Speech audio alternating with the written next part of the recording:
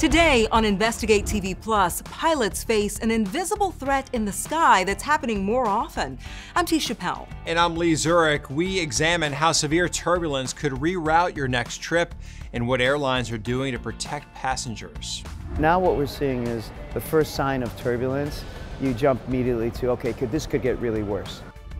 Then teachers have passion, but that doesn't always pay the bills. I know how it feels to have your lights cut off. I know how it feels to have your water cut off. We have an in-depth look at the sacrifices some must make to continue a career they love. Plus, saving a species from the brink of extinction. I hope they take away that they're seeing a species that potentially no longer exists in the wild. We go behind the glass to see researchers nurturing new life and inspiring the next generation. In-depth stories that inform and inspire. You're watching Investigate TV Plus.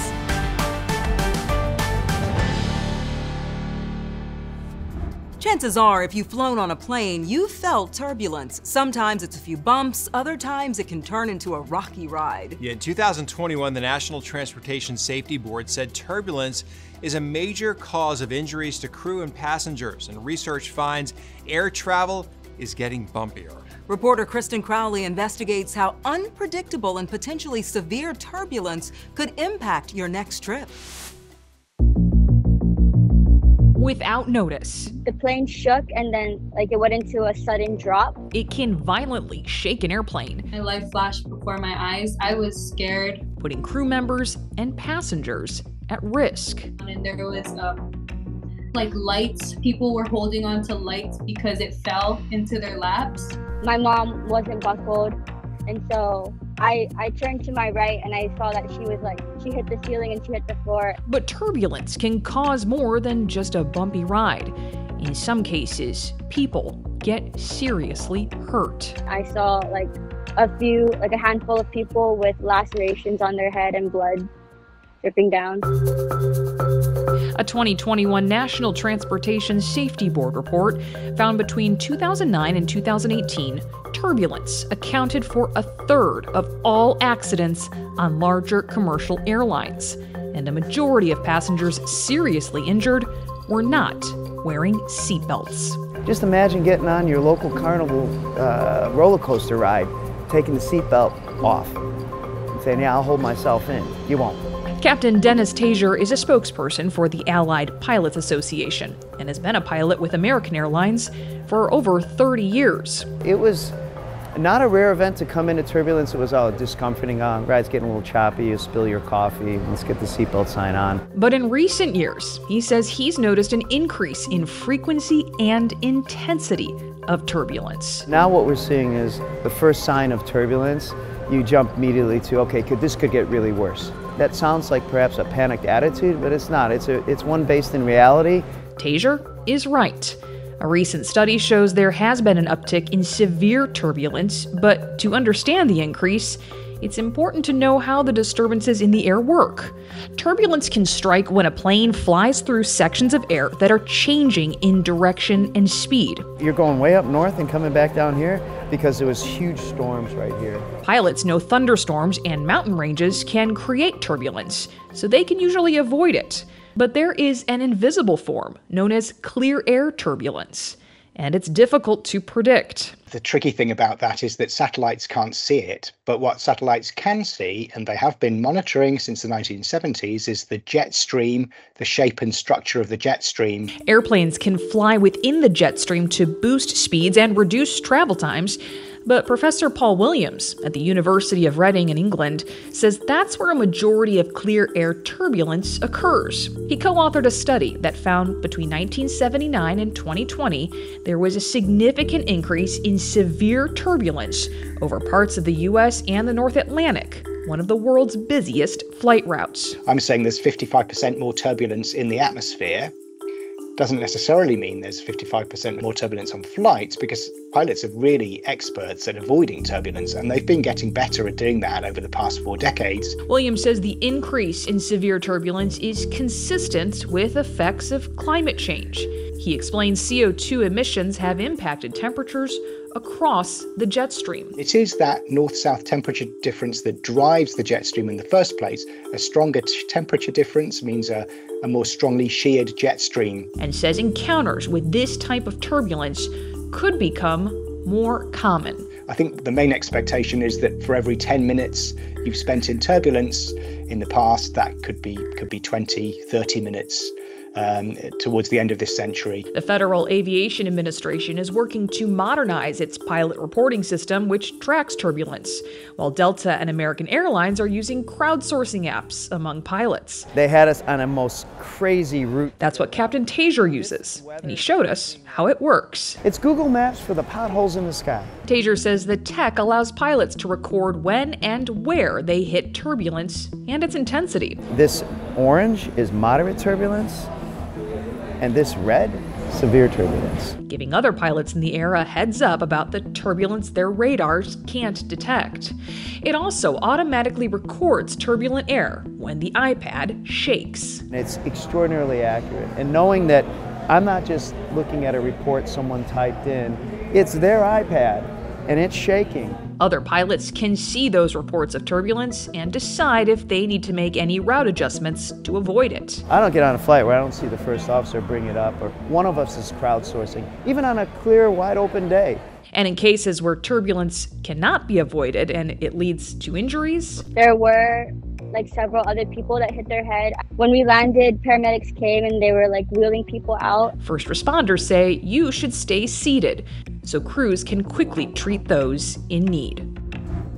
Captain Tager stressed repeatedly, you can take a simple step to protect yourself in turbulence. Wear your seatbelt even when the sign is turned off. Also, in an effort to protect passengers, in 2021, the National Transportation Safety Board recommended stricter safety rules about fastening safety belts when flying near thunderstorms or under 20,000 feet, where most injuries occur. Still to come, lung cancer isn't just a disease for smokers. What I try to tell people is if you have lungs, you can get lung cancer. We have an in-depth look at what could be hiding in your home and putting your health in jeopardy. But first, a teacher refuses to let financial hardship dampen her dreams of making a difference. I call myself, I'm the working poor. But I will tell you this, the minute I enter my school, I forget everything because I give it all. We compare educator salaries nationwide and examine the potential plans to improve pay.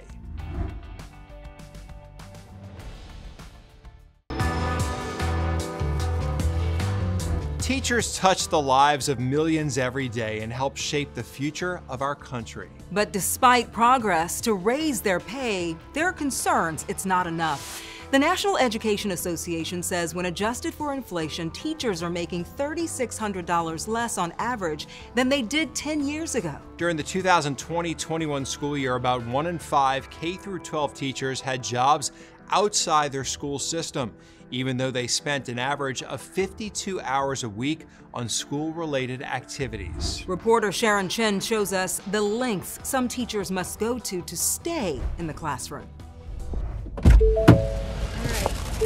Another Uber Eats run. I need to confirm.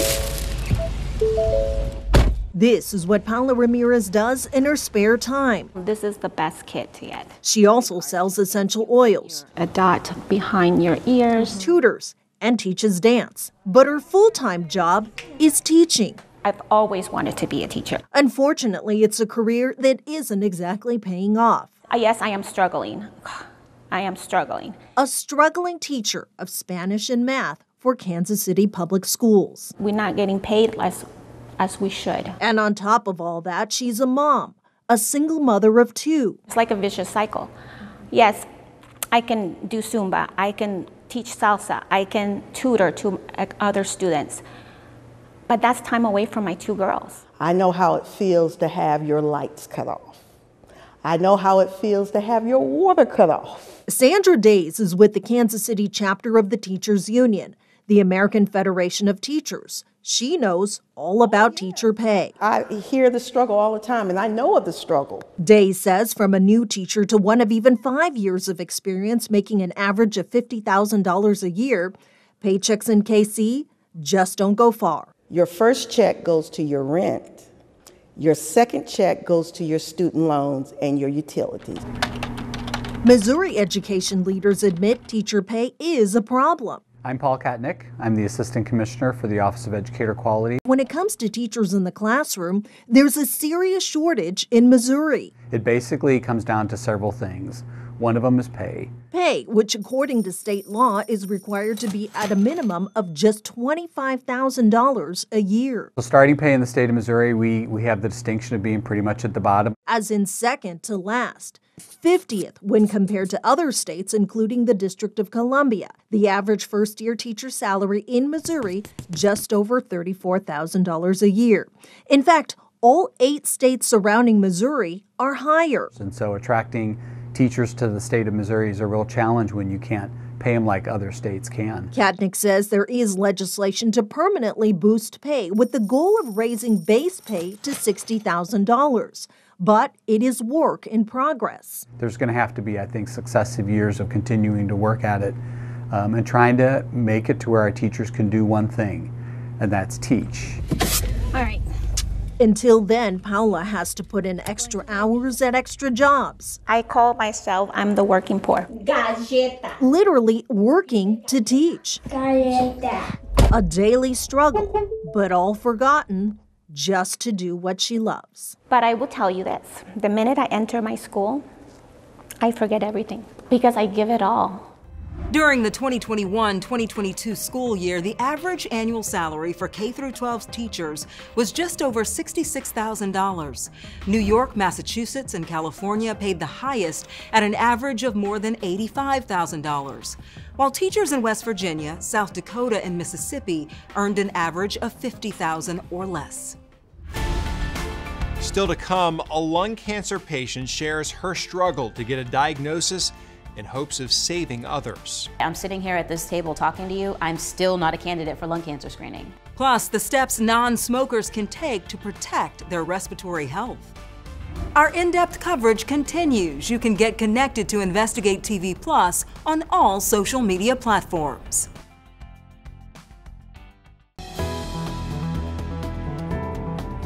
I walked out of that hospital with, a diagnosis that came out of left field for me. In 2018, a persistent cough and shortness of breath led Jamie Knox to the hospital. Doctors told her it was likely asthma. I just really didn't pay much attention to it until I was running in the gym. And so on the treadmill, I got to about a quarter of a mile and I realized that I was not breathing. And I was like, I have to stop. I'm not getting enough oxygen. At that point, she returned to the ER for a chest x-ray and doctors discovered her left lung was filled with fluid. Jamie had stage 4 lung cancer at 32 years old. To get a stage 4 lung cancer diagnosis and be a non-smoker, active, healthy, no asthma, no allergies, no history of cancer in my family, it really threw my whole life into like a tailspin. Lung cancer is the 3rd most common cancer in the U.S., and according to the CDC, more people die from it than any other type of cancer. If you smoke cigarettes, you're 15 to 30 times more likely to develop lung cancer than people who don't light up. But that doesn't mean non-smokers are in the clear. That shot right there is the shot to keep. While Knox is in remission and a diagnosis for someone in their 30s is rare, pulmonologists say it's not unheard of. In this medical mythbuster, reporter Viv Williams talks to a doctor at Vanderbilt University who explains why non-smokers are at risk. A big myth about lung cancer is that only smokers get it. What I try to tell people is if you have lungs, you can get lung cancer. Dr. Otis Rickman, an interventional pulmonologist at Vanderbilt University in Nashville, Tennessee, says lung cancer in people who have never smoked is rare, but they're still at risk. Of the 250,000 new lung cancers every year, only about 10% will be in never smokers.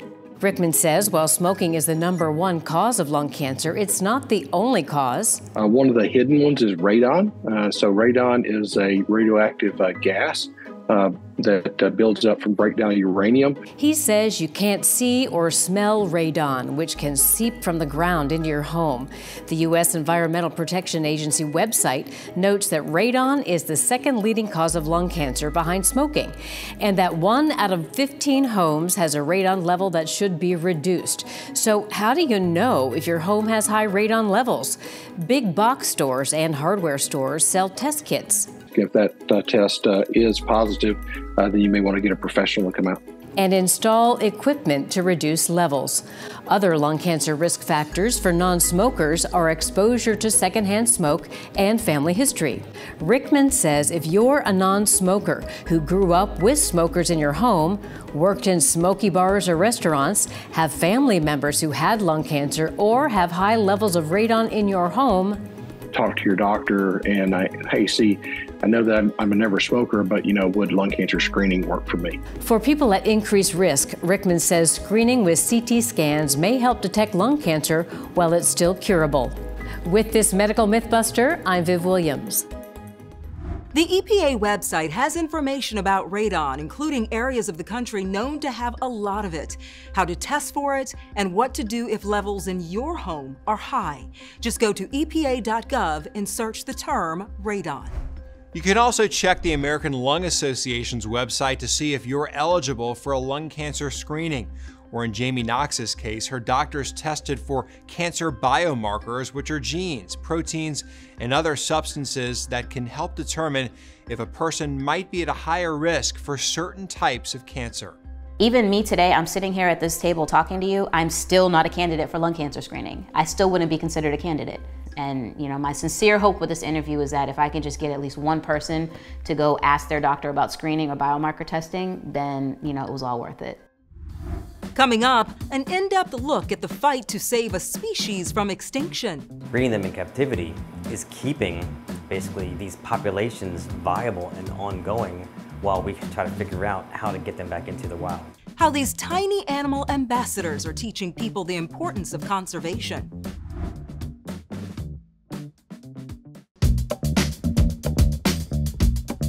There are thousands of species facing extinction worldwide, including 40% of amphibians. But experts at the National Zoo in Washington, D.C. are playing a critical role in maintaining Earth's biodiversity. Reporter Heather Graff has a success story, and this one involves a culturally significant toad that's been virtually extinct in the wild for more than a decade. Well, even though they're bright yellow, right, they're not the easiest to see. Perhaps the first thing you should know about the Panamanian golden frog Can you see him? is that it's not actually a frog. It is a toad, right? So it's a beautiful species, but it is a toad. A toad, despite its name. So there's one here. And Matt Evans says that's just the beginning of what makes this amphibian so unique. One of the really interesting things about it is that it's culturally very significant to Panamanian culture. It's kind of considered a national treasure, kind of like we would consider the bald eagle important here in the United States. Evans is an assistant curator at the Smithsonian's National Zoo in Washington, D.C., where visitors who look closely found it right there. See the Panamanian golden frog on display daily. I hope they take away that they're seeing a species that potentially no longer exists in the wild. People have not really seen this species in the wild, I believe, since 2009. The public exhibit inside the Reptile Discovery Center tells the story of the toad now facing imminent extinction due to a fatal skin fungus that's spreading rapidly across Central America. And behind the scenes, the Smithsonian's team is trying to save this species before it's too late. Breeding them in captivity is keeping basically these populations viable and ongoing while we try to figure out how to get them back into the wild. Evans traveled to Panama early on in his career and now aims to recreate that environment in order to breed the toads here at the zoo. They're going to breed during the rainy season, and what we do is we start triggering rainy seasons. We create a rainy season by increasing our misting. He says setting the mood for male and female toads can be tricky. The animals can detect changes in atmospheric pressure. But in late 2022, the weather in D.C. helped make for a perfect storm, a perfect pairing, and plenty of eggs that soon hatched into tadpoles, And then, over the next few months, We might have to get close. the tadpoles became toadlets, about 400 of them in all. It hadn't been done here since 2004. It's a big deal and also a big undertaking. Do you name them? There's no way we could remember all of their names. So there's no way that I'm going to individually name each frog. That'd be crazy. The toads are given individual ID numbers that help zoo staff track them, take care of them, and make sure they all get enough food. That one just got one. In the form of live insects. Evans says all of it is done in the name of conservation. It's pressure, but it's pressure that you take on when you say you want to work with these individual species. The proud parents seen here, and as for their still growing offspring, some will serve as animal ambassadors at zoos across the country, while others will take part in research projects or future breeding efforts. We have a responsibility. So that one day, the Panamanian golden frog can return home. That's the goal, whether it's this generation or maybe generation after that. That is always the goal, to put animals back into the wild. While that particular species is native to Panama, even here in the U.S., toads are an important part of our ecosystem. They are considered nature's pest control because they eat all sorts of insects. And you can help protect them by minimizing use of fertilizer and pesticides on your lawn. Experts say runoff from those chemicals can pollute waterways where amphibians can live. And in this case, it was a fungus killing off the toads. You think that it's always predators, Exactly. but it can be other things. But it's not. And I love how they're bringing them back and what they create the rainy environment to help The them. The mood. mood. There Yes. you go. Yes, I'm sorry. The mood. Very good. Well, that's it for us on Investigate TV Plus. I'm Tisha Powell. And I'm Lee Zurich. Thanks for watching.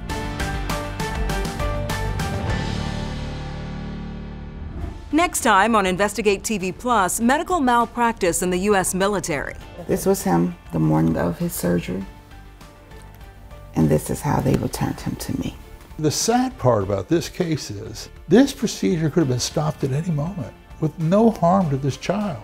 We reveal why military members and their families are left in the dark when it comes to problematic doctors and nurses.